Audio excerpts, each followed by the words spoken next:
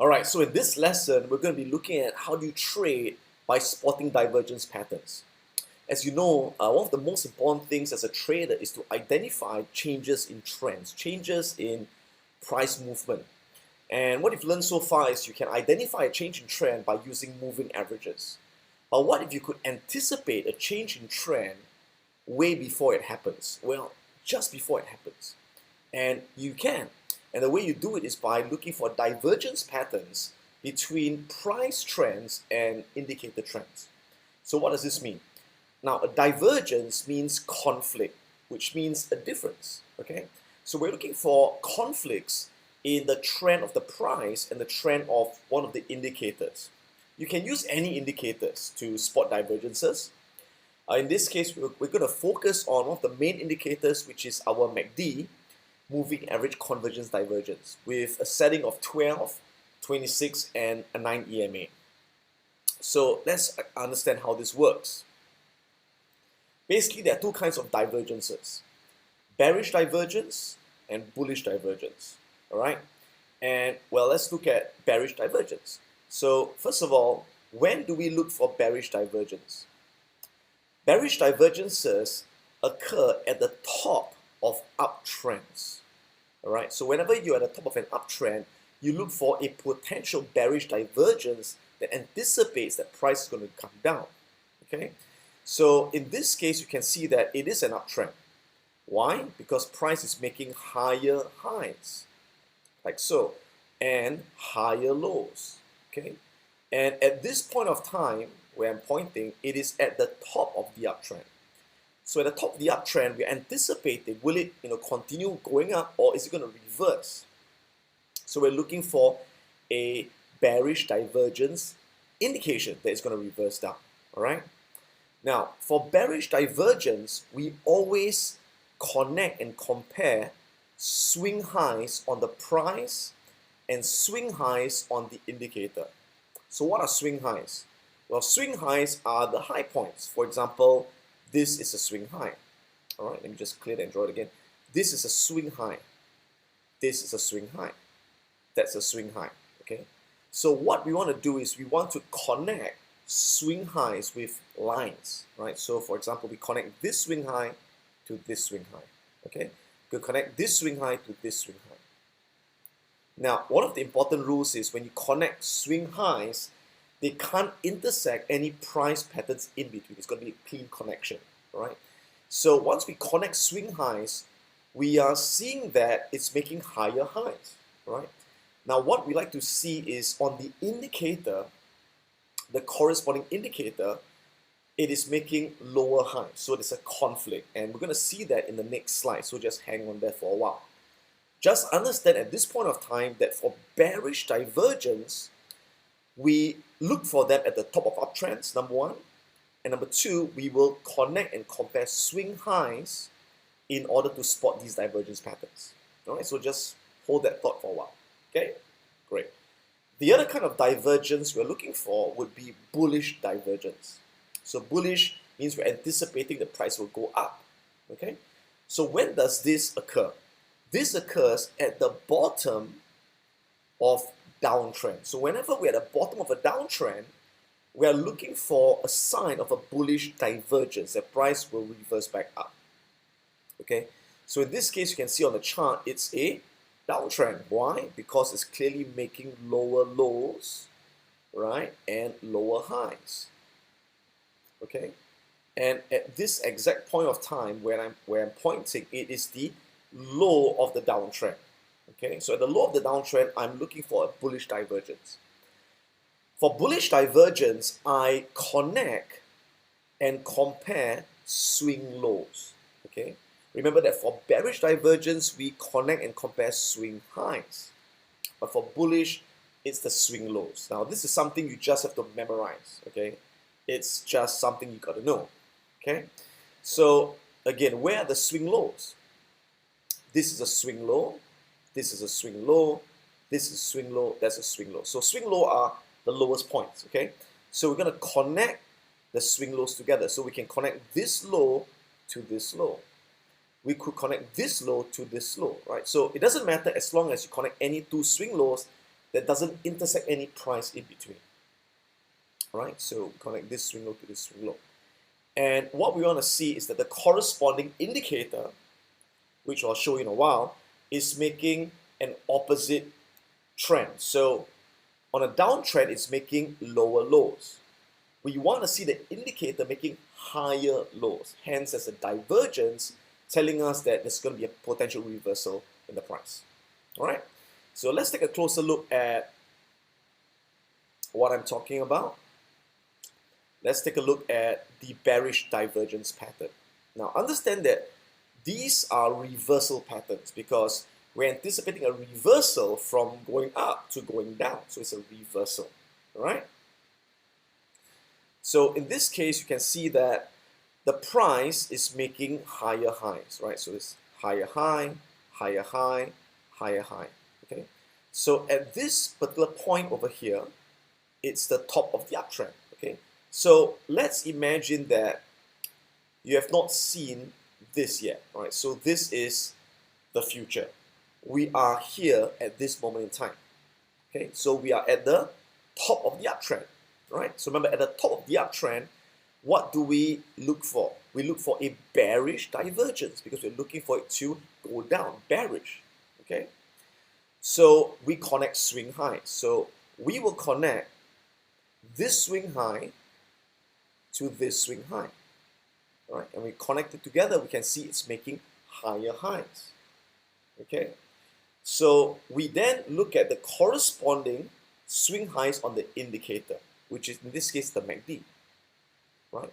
So if I were to imagine a dotted line going down, it's going to be vertically aligned. So this swing high on the price corresponds to this swing high on the MACD. Can you see that? Swing high. And this swing high on the price corresponds to this swing high on the MACD. So do we have a divergence? Yes, we do, because on the price, it's making higher highs, right? But on the MACD, it's making lower highs. So there's a conflict or a divergence. And the moment you see that divergence, you're going to anticipate that price is not going to continue going up, it's going to come down, all right? So over here, we anticipate that it's going to go down. So what we do, we sell, right? So if you're already in a long position, obviously you want to sell once you see a bearish divergence to take your profits off the table, okay? If you're not in a position, you could do a short sell. So you short at that point over here, okay? As you short and it comes down, you are making a profit, all right? But because, again, you are doing a counter trend trade, you're selling against the uptrend, right? You're selling, taking advantage of that retracement. So you gotta know when to buy back to cover your short position before the uptrend continues. And when we look at that in a while, all right? So when would you enter this sell position? So what I do is this. Now, again, question you may have would be, now, how do I know that this is a swing high? How do I know that this is a swing high, right? Well, you know that this is a swing high because it is making a higher high than the previous candle and the next candle. Can you see that? So imagine like a V shape, okay? So this high is higher than this high and it's higher than this high. So that makes it a swing high, okay? Again, how do you know that this is a swing high? Because this high is higher than the previous high and higher than the next high. So you would only know that this is a swing high only after that this candle has closed, right? Before this candle closes, you would not know that this is a swing high, because if this high, or rather if this candle made a higher high than this candle, then this would be the swing high, right? So you never know when it's a swing high until the next candle closes. And only when the next candle closes at a lower high do you know that, wow, that's a swing high, okay?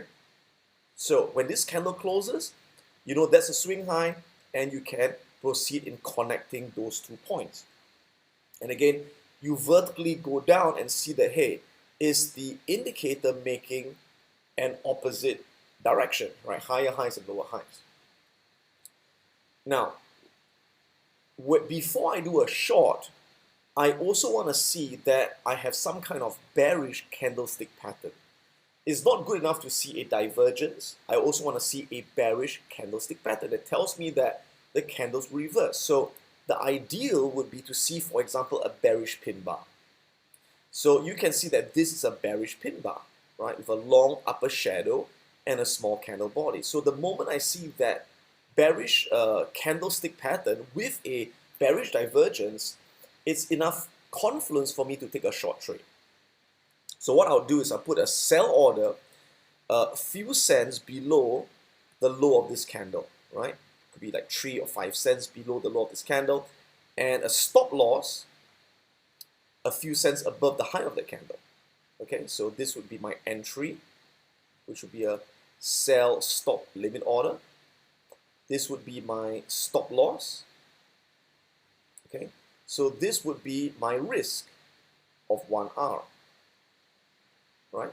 Because if the price were to go up and it hits my stop loss, I'll lose that 1 hour of risk. Okay, so to make it worth my while, my profit target has to be at least, that's right, 2R, 2 to 1, right?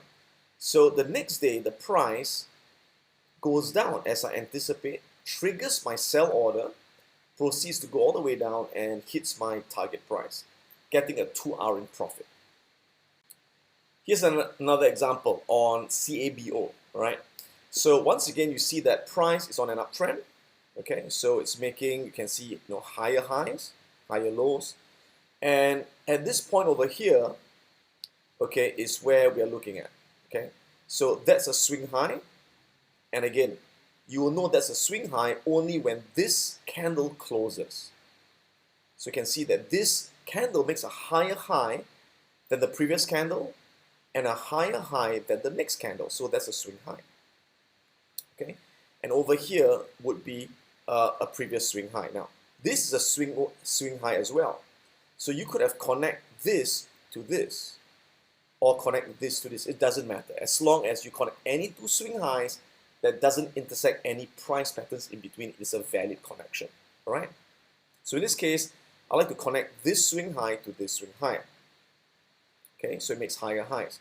Now, correspondingly, I vertically look down and look at the swing high on the MACD, which is over here. And again, vertically look down, that's a swing high on the MACD. So I want to see that as price is making higher highs, MACD is making lower highs. That's a divergence, that's a conflict. So in this case, you can see price making higher highs, MACD making lower highs. So that tells me that the price has a probability of reversing down. And again, I do not just want to see that, I want to see a bearish candlestick reversal pattern to add added confluence to my trade. And sure enough, guess what? That is a bearish pin bar. Okay, with a small candle body with a long upper shadow, telling us that bulls, or rather bears have taken control over the sentiment of that stock, right?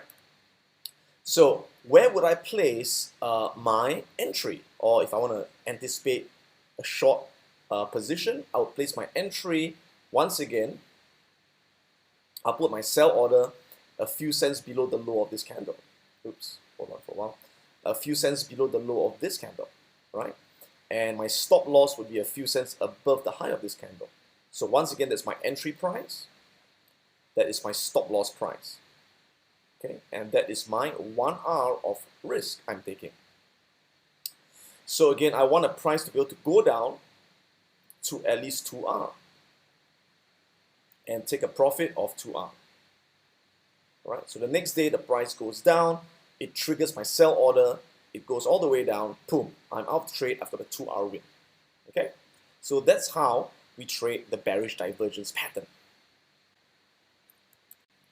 Alright, so now let's move on to the bullish divergence reversal setup. So for bullish divergence, again, we look for it at the bottom of a downtrend. Okay, and we connect the swing lows on the price trend and compare them with the swing lows on the indicator trend.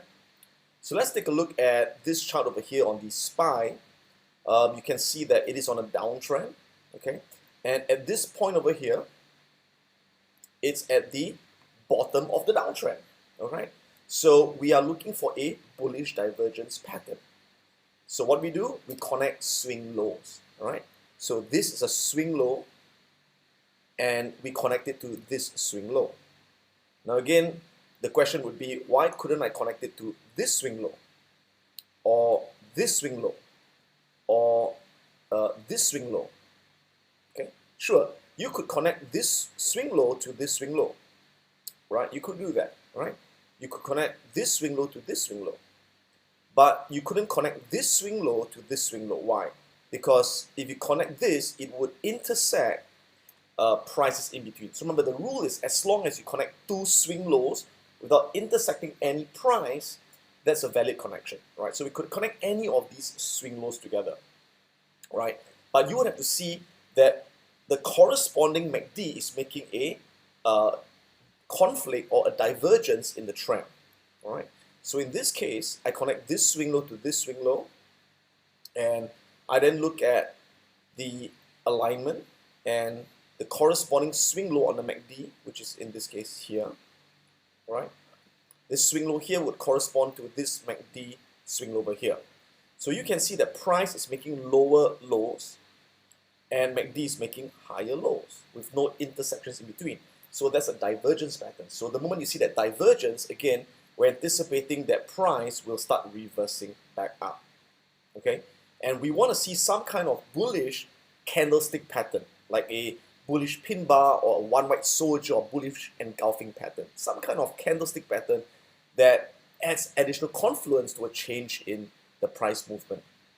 So in this case, you can see that this again is a bullish pin bar, right? With a small body and a long lower shadow. So we could put again a buy order a few cents above the high of this candle. That would be our entry.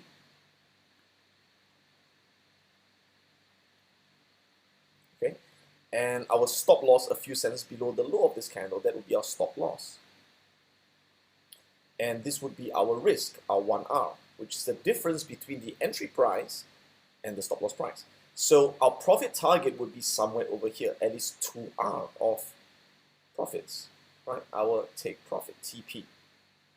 So sure enough, the next day, the price goes lower. It doesn't trigger our buy order, but it does not make a lower low, right? So that's how we know that this is a swing low. So we only know this is a swing low when this candle has closed. So that confirms a swing low, right? So the next day, what happens? The price goes up, triggers our buy order, and we're in the long trade and hits our take profit over there. Okay. Now, again, let me answer a question some of you would have would be, so why wouldn't I have connected this swing low to this swing low, right? Well, you could have, right? So if you connect this swing low to this swing low, again, this is supposed to be straight, right? You would then have to connect this swing low on the MACD to this swing low, all right? So connect this to this. So is there a divergence from these swing lows? No, there isn't, all right? And that's why I did not make those connections, because there is no divergence that exists. But from this swing low to this swing low and this swing low to this swing low, there is a divergence. Okay, so you are looking for swing lows that have a divergence. As long as there's a divergence that exists, that's a valid trade. All right. Okay.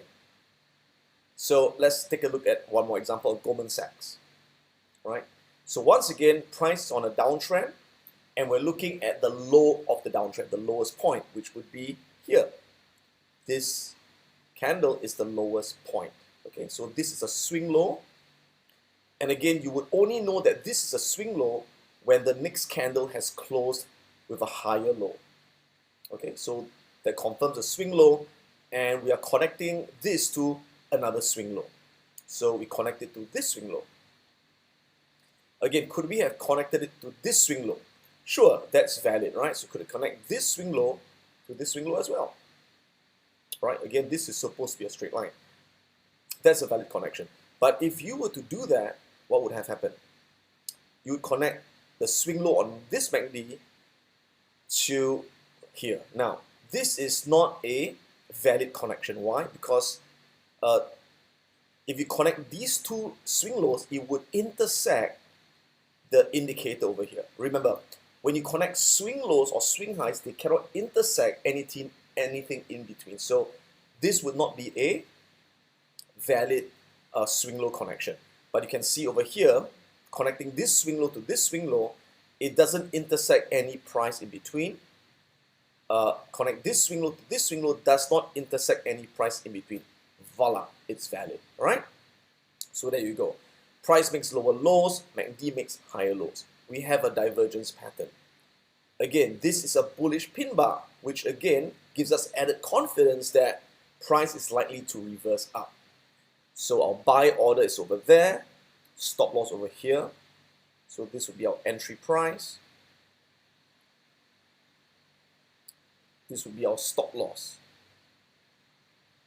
Okay, and that's our 1 hour target or 1 hour risk. Okay, so we need to have a target price of somewhere over here, 2R. Okay, that we reached somewhere over here. Okay, so this is a bullish divergence pattern.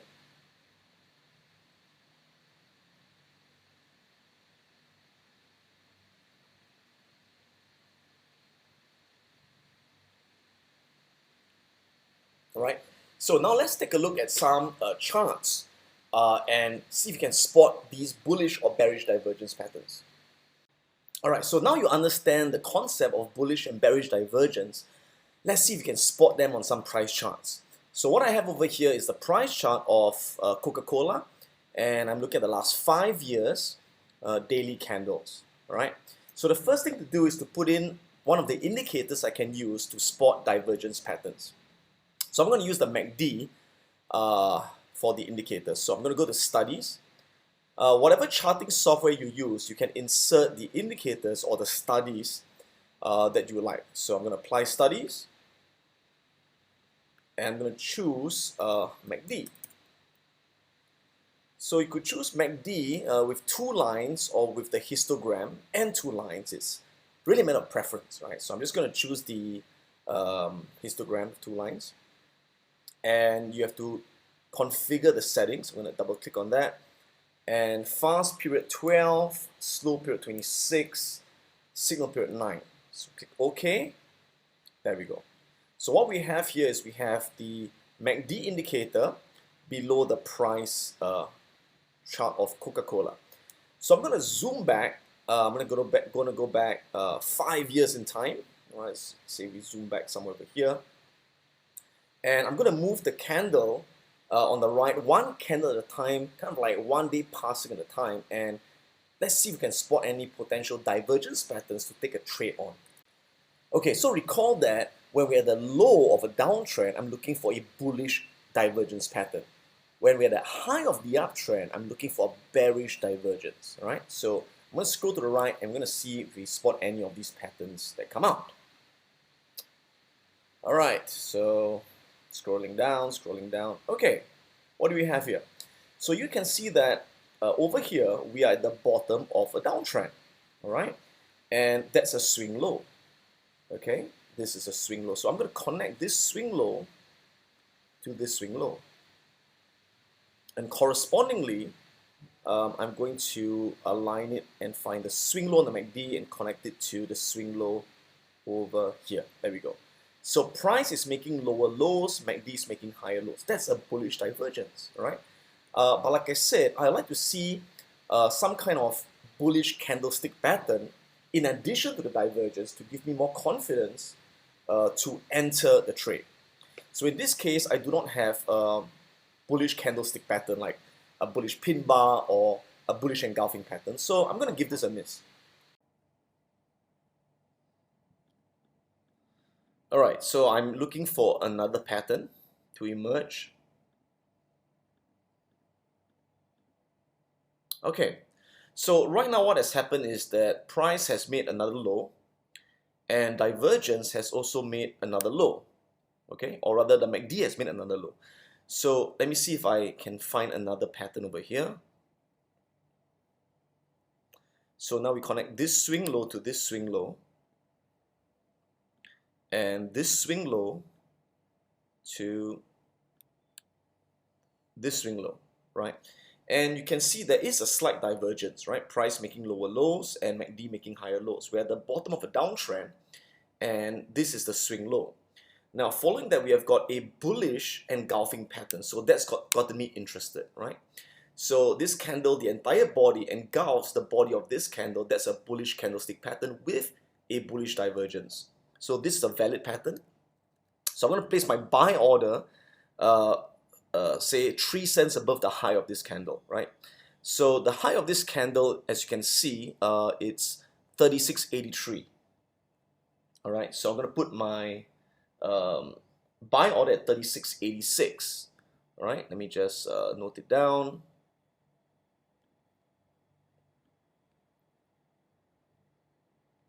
Okay, it's roughly about 36.86, somewhere around here. Okay, and a stop loss would be the 3 cents below the low of this candle. The low of the candle is 36.20, so 36.17 would be my stop loss. 36.17 there. Okay, now if you're wondering how I know the high and low, if you take a look at this L, that's the low, and that's the high. So when I point at a candle, the high and the low of that candle will appear. That's how I know the high and the low. All right, great.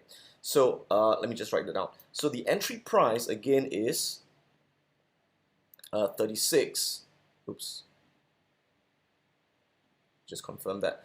So the entry price 36.86. 36.86. That's my entry price. My stop loss is again 3 cents below the low of the candle, 36.17. So 36.17. Great. So what is my risk per share? My risk per share will be 66 cents. Okay. So 1 hour of risk is 66 cents. So my profit target has to be at least 2 times the risk, which is 132, right? 66 cents times 2 is 132, plus my entry price, which is 36.86. So my target price is 38.18. All right, so my target price would be $38.18, somewhere over here. There we go. All right, great. So let's see what happens. The next day, the price goes up, triggers my buy order at 36.86, and let's see if we can hit my target price of $38. And there we go. All right, so 1, 2, 3, 5 days, I hit my profit target, and I'm up 2R on this trade. Let me just write it down, 2R on this trade.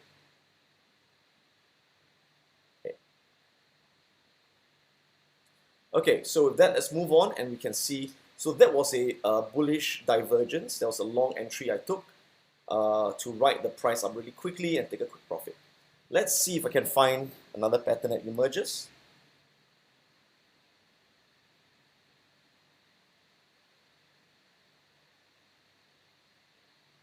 All right, actually this was a bullish divergence, but I couldn't catch it, right? You can see again, this price makes lower lows, right?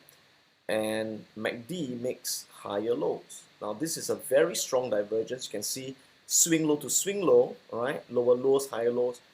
Now, but the trouble is, right after this swing low candle, boom, the next candle was too high, so there's no way you could have caught it to take the trade, right? So even if you see it's going up, but you may not always get it, because by the time this candle appears and confirms a swing low, the price would have moved up too high. It's too late to get in, so that would not have been a valid trade, right? So let's see if there are any more valid trades around.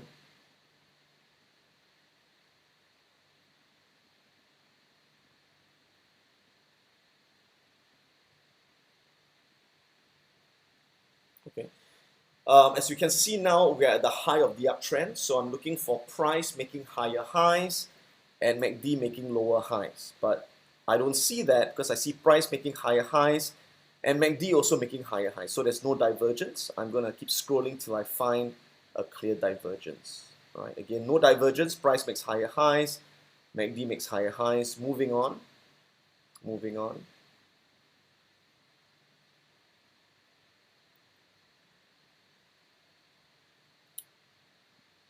All right, I think I scrolled too fast. Sorry about that. Okay, now I did spot a divergence here. Again, it was a bit too fast. You connect this swing high to that swing high. All right, so that's making higher highs, and correspondingly, the MACD is making that's right, lower highs. So there is a slight divergence there, and again, this looks like a bullish, bearish pin bar candle, right? With a small candle body and a long upper shadow. So you could take a potential trade. You could put a sell order a few cents below the low of that candle. Again, 3 cents below the low. A stop loss could be just above the high as we calculated in the past. So that's my entry, that's my stop loss. My target price will be somewhere here, right? About 1 to 2, okay? So let's see the next day, boom, price goes down, triggers the sell order, sell stop limit order, goes down, and that's it, right? Nicely hits the profit target, getting another 2 hour in profit very quickly before the price went all the way up again, all right? So you can see that by shorting here, we are again selling against the uptrend. So it's a counter trend trade where you have to be able to get out quickly before the uptrend continues, all right?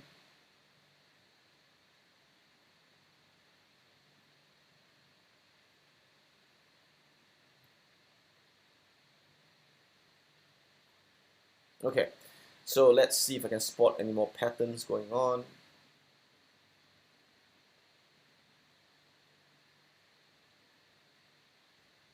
Okay, there we have it. All right, so here's a clearer pattern.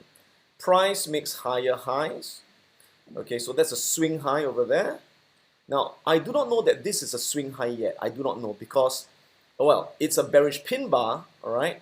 But I have to wait for the next candle to close to confirm that this is the highest high. Because if the next candle goes higher than this candle, then, well, the next candle becomes the highest high, right? So I gotta wait for one more candle. There you go, all right? So the next candle closes, this is indeed the swing high. So price makes higher highs, corresponding MACD makes lower highs. Now this is the kind of divergence that I like because you can see a very clear, distinct conflict in the price trend going up and the MACD going down, all right? So once I have that, I can put my sell order, again, a few cents below the low of that bearish pin bar. I could put my stop loss just above the high of the pin bar. Okay. Now I could also put my stop loss. I could also put my entry below the low of this candle as well. Right? I could do that.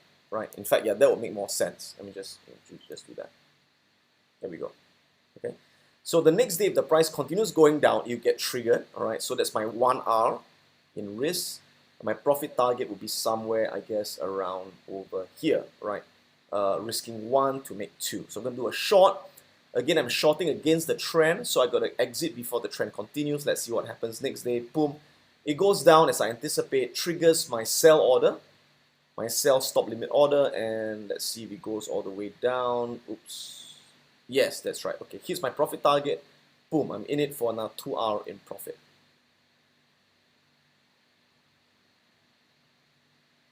Oops, I just cancel all that, but well, total of 6 hours so far. I'm just going to write that down. 6 hours out of 3 trades that I took.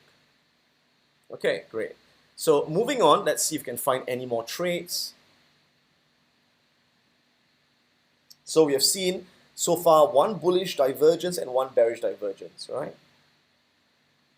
And again, I hope you can see how I identify them, right? When it's at the bottom of a downtrend, I'm looking for a bullish reversal. At the top, I'm looking for a bearish reversal. I'm always looking for the opposite to happen. And seeing if the MACD shows an opposite signal.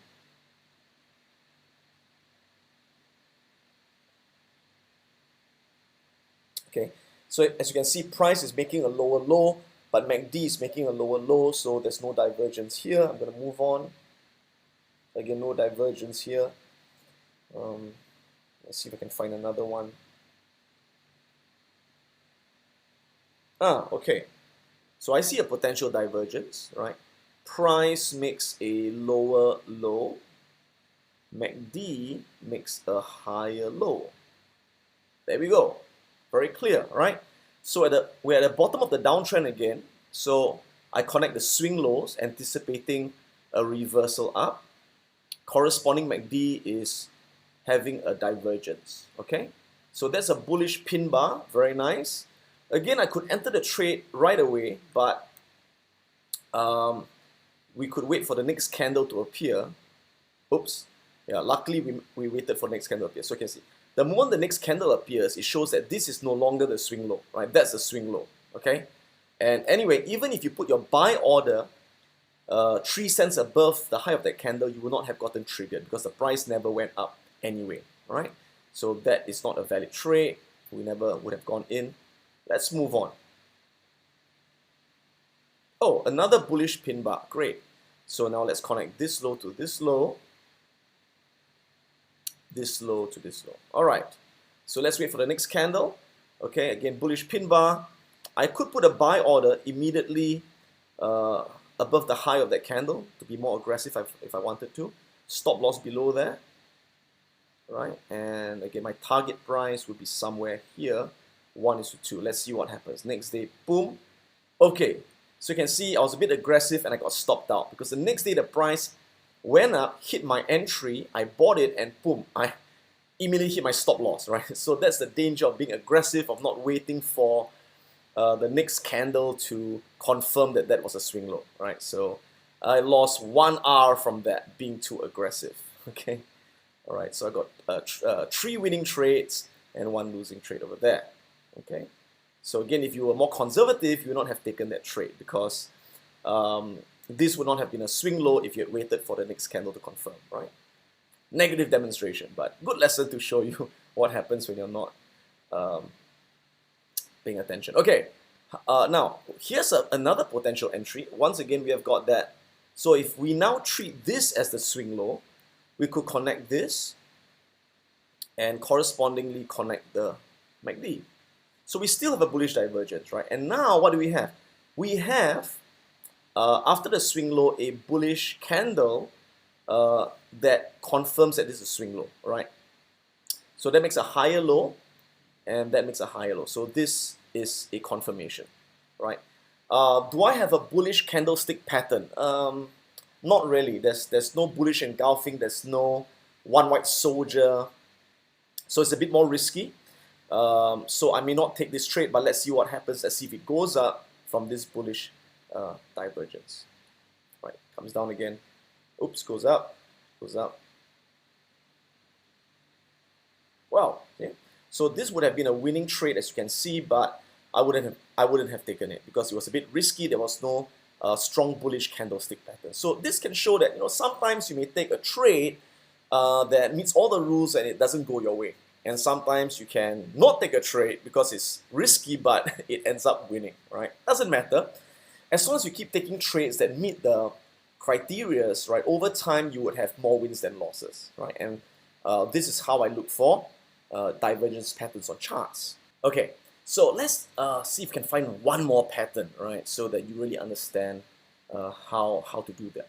All right, so moving on, let's see if we can find another pattern. So you can see price is now moving up. So as it's moving up, what am I looking for?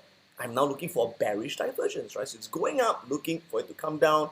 If it's going down, I'm looking for it to come up, right? So these are all counter trend trades. I'm trading against the trend. And that's what divergence reversal patterns do, okay?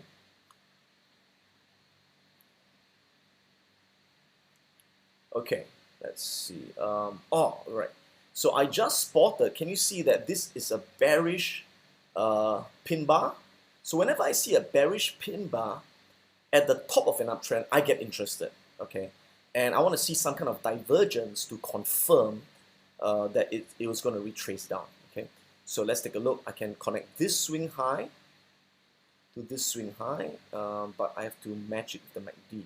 So I think this is a good one. Okay, so I'm going to connect this swing high over here to there. Sorry. So price making higher highs, and I can see the MACD, it's now going down. Can you see? So price makes higher highs, MACD is making lower highs. Now, I know it's a slight divergence, but it's a divergence nonetheless, all right? And we've got a bearish pin bar over there. So again, if I want to be aggressive, I could put my entry price a few cents below the low of that candle, and my stop loss a few cents above the high. So that is my entry, sell stop order, stop loss there. That's my 1 hour risk. So my target price will be somewhere about here, 1 to 2. So let's see if it comes down. Next day, boom, that's right, price goes down, hits my sell order. I'm in the trade. Let's see if it goes down.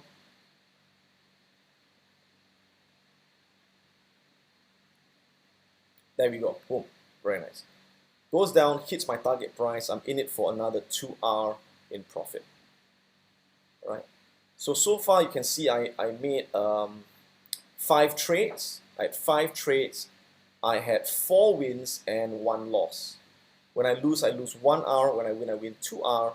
So that's how you book a profit over many trades, right? So that concludes this part of the lesson on divergence patterns. I'll see you in the next lesson. Alright guys, so welcome to this lesson on market and sector analysis.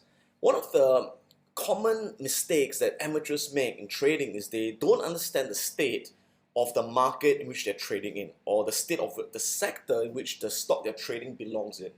And that is why sometimes you may see a stock with a great setup and you go in and the price doesn't move, even though there's a bullish candlestick pattern or it bounces off the moving average or some indicator tells you that price tends to move up. And the reason is very simple, because the overall market is going down, or the stocks in a sector that's going down. Because one of the things you got to understand is that increasingly stocks are getting more and more correlated. In other words, stocks tend to move together more often than not, right? In fact, 70% of a stock's short-term direction is influenced not by the company itself, but it is influenced by the overall market trend and the sector or industry trend that the company is in. So when we go long on stocks at a time where the market and the respective sector trend is up, it gives us the highest probability of success. Conversely, if we go short on stocks when the market is bearish and the respective sector which the stock is in is bearish, that's the highest probability that we're going to have a winning trade. So if we take a look at this diagram here, you can see that again, 3 out of 4 stocks, or 70% of stocks, will move in the direction of the S&P 500, which is the index that represents the whole market, and 3 out of 4 stocks will move in the direction of the sector or industry. Okay, similarly, it's the same, it's true on the short side. Okay, see, the market is divided into different sectors and industries. Okay, and money flows between sectors. So for example, when money flows into the technology sector, is many of the big funds are buying technology stocks. What happens? That's right. You find that a rising tide lifts all boats, or most boats for that matter.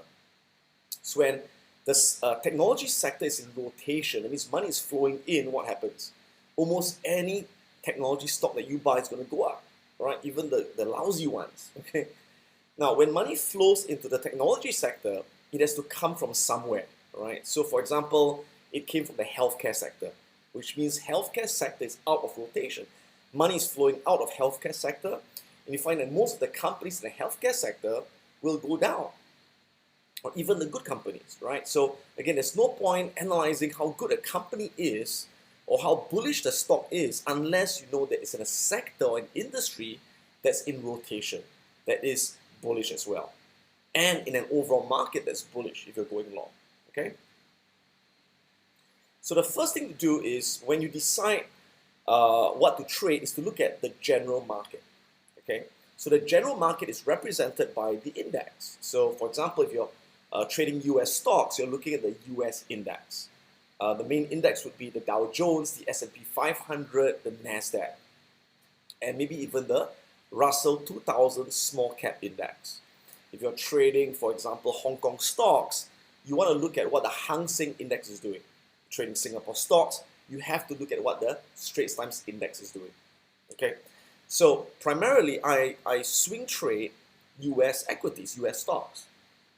So the first thing I do every day is, what do? Yeah, I look at the S&P 500. What is the trend of the S&P 500? Okay, is it an uptrend or is it a downtrend? If it's an uptrend, I will tend to look for stocks to go long and avoid shorting. If the whole market's on a downtrend, I look for stocks to short. Now the next question to ask would be, okay, which trend are you looking at? The long-term trend, the medium-term trend, or the short-term trend? Well, the type of trend that you follow depends on, again, your time frame as a trader. Now, if you're a swing trader, which means you hold your position for a couple of days, then you're looking at the short-term trend of the S&P 500.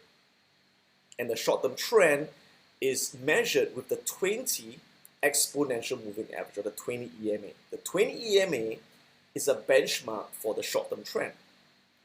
Now, if I'm more of a medium to long-term investor, okay, I don't really care about the short-term trend. I'm looking more at the medium to long-term trend. And for that, I use the 50 moving average as reference to the medium-term trend.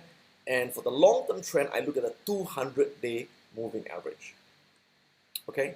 So in other words, if I'm a short-term trader, which I am, okay, I will see if the price of the S&P 500 is above or below the 20 EMA. Okay? If the price is above the 20 EMA and the 20 EMA is sloping up, it's a clear short-term uptrend. So I will look for stocks to go long. Now, if the price is below the 20 EMA and the 20 EMA is sloping down, I'm not going to go long because I'm going against the main trend. I'm going to go short. So I'm going to look for stocks that are on a downtrend while the market's on a downtrend. Does it make sense? Great, great.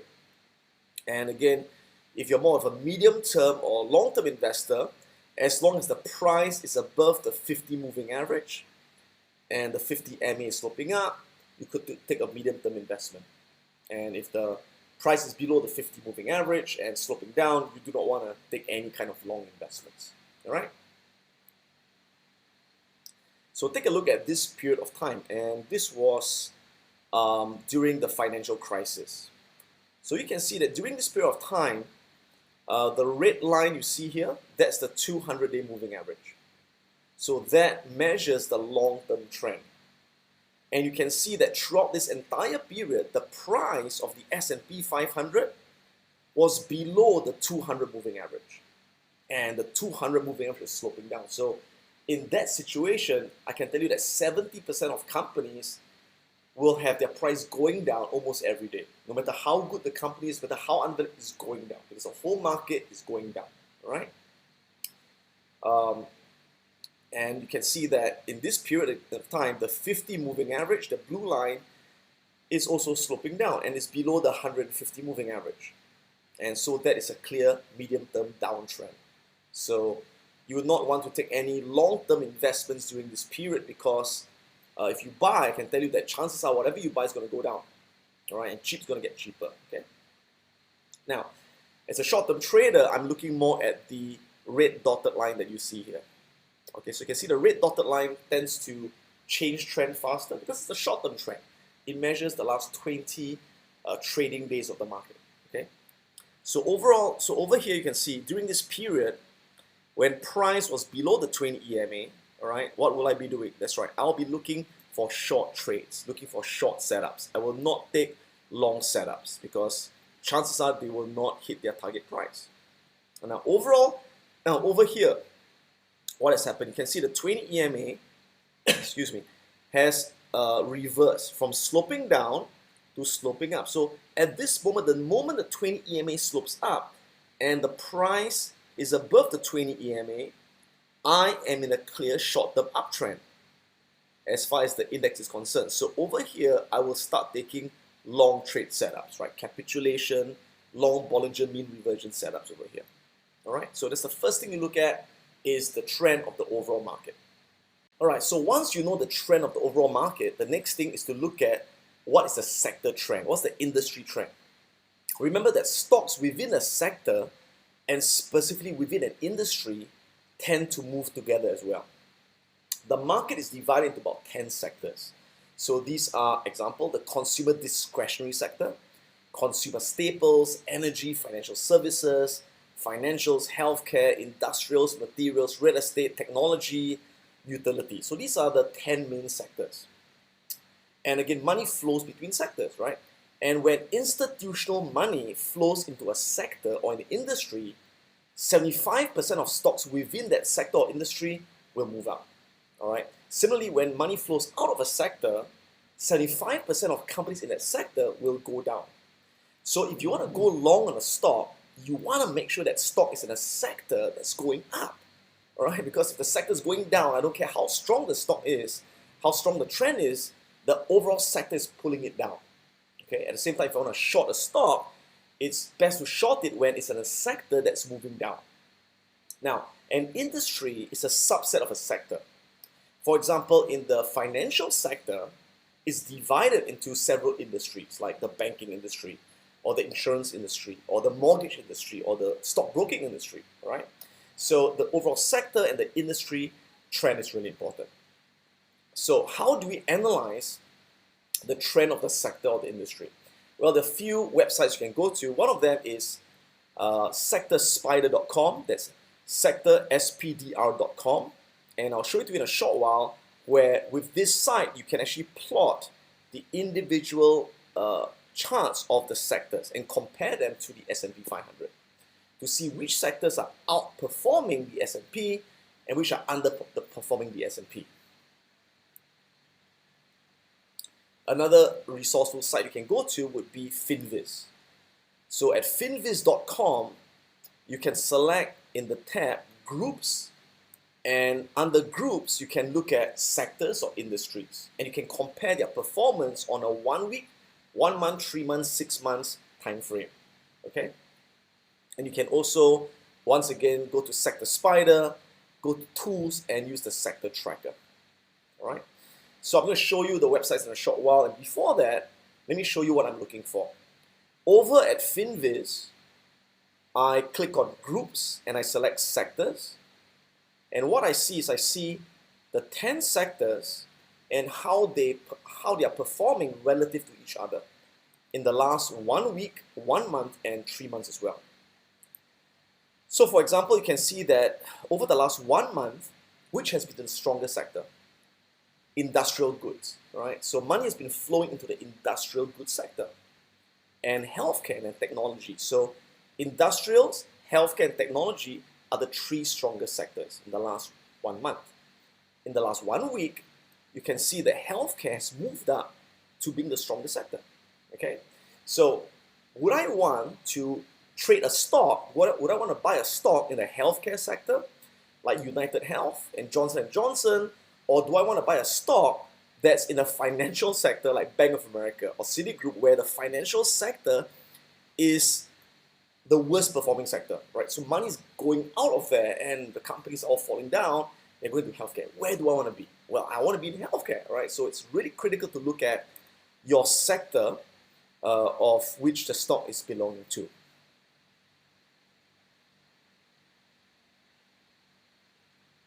Now over here, you can see that you can also select industry, where you further break down the sector into smaller industries. And these are the individual industries. And again, you want to make sure that the stock which you're going long in is in at least the top 1/3 of the industries that are in the list. And if you're going short, make sure the stocks are within the bottom 1/3. That gives you the highest probability of getting the stock right. So how do you find the sector and industry which your stock belongs to? So once again, you go to Finviz, and you can key in the stock ticker of any company. In this case, I'm looking at Apple. And over here, you can see on the home page, Apple belongs to the consumer goods sector and the electronic equipment industry. So from there, I will then click on Groups, and I select Sectors and see where consumer groups lies within the sectors. I want to make sure it's among the top 1/3 of sectors before I go long. Okay, so let me show you how I ascertain the market trend and sector trend. So the first thing I do in my trading routine is I take a look at the trend of the S&P 500. So I'm using this charting software by Thinkorswim, and so what I'll do is I put in the ticker symbol SPX, which represents the S&P 500 index, and I look at daily candles, okay, and I can look at, for example, the 6 months a daily time frame. So it's the last 6 months, and I'm looking at daily candles. So what I want to do is to put in my moving averages, okay. I can click on studies, and again, whatever charting software you use, they will have all these indicators. They're pretty standard in any charting software. So the first thing I'm going to do is to put in my exponential moving average over here.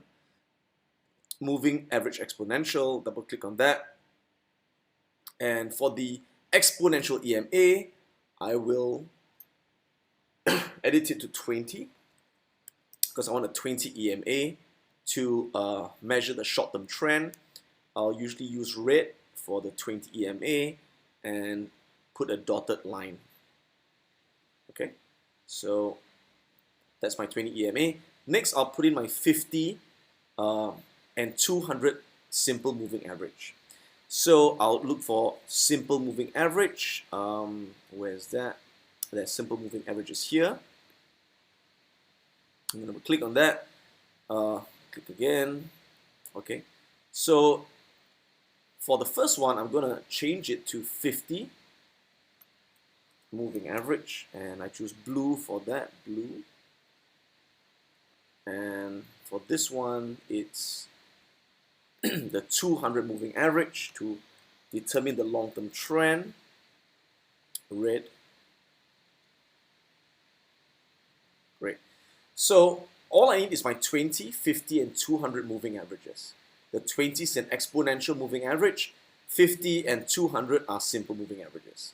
And I could save my study set as whatever I want to call it. For example, market trend or index trend, right? So I click save. So the next time I do not have to put the moving averages in one by one. I can just simply go to my studies and click on load study, market trend. All right, click on that and immediately I'll have this trend.